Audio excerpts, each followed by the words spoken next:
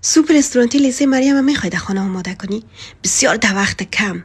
باید یک سوپ مزه‌دار طرف رنگ رو از این سوپ سل کنین. چی یک سوپی هسته؟ به به. ما که طرف از سوپ میبینم همیال شوق میکنه که بخورم. مخصوصا ایده زمان افطار خو میتونه غذای کاملا عالی باشه. بریم با هم یک جوری تیار کنیم.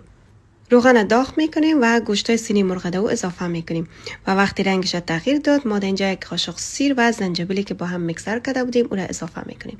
بعد از اون شور میتیم و حال به اندازه یک قاشق چایخوری نمک اضافه میکنیم و بعد از اون که ایره شور دادیم یک گلاس آب اضافه میکنیم. یک دانه پیاز چوچه که ما از بین نصف کردیم اون را هم میندازم و حال سر دیگه بسته میکنم به مدت 10 تا 15 دقیقه بخار میدم.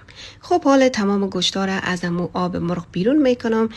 خوب اینجا من گوشت ریش میکنم و من براتون میگم که تعداد زیادی از دوستای ما در کامنت از من خواسته بودن که براتون سوپ تیار کنم.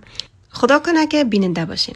خب حال من امو یخنی مرغ در دیگ میندازم و یک مقدار یخنی مرغ بازم داشتم در خانه اون را هم سرش اضافه کردم.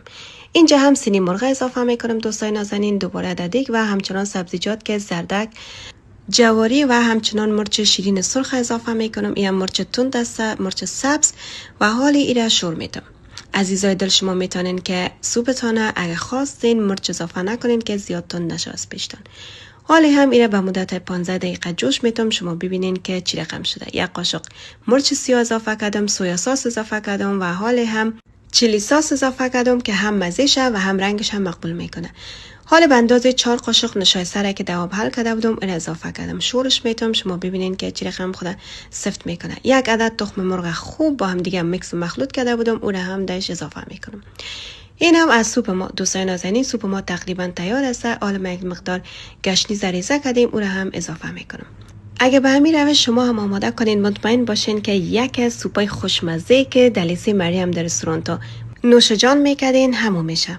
خب فراموشتان نشه که این سوپ مزه‌دار اگه دوست داشتین همراه با دوستای نازنینتان شیر کنین، بر من کامنت کنین، فالو کنین و همچنان لایک فراموشتان نشود.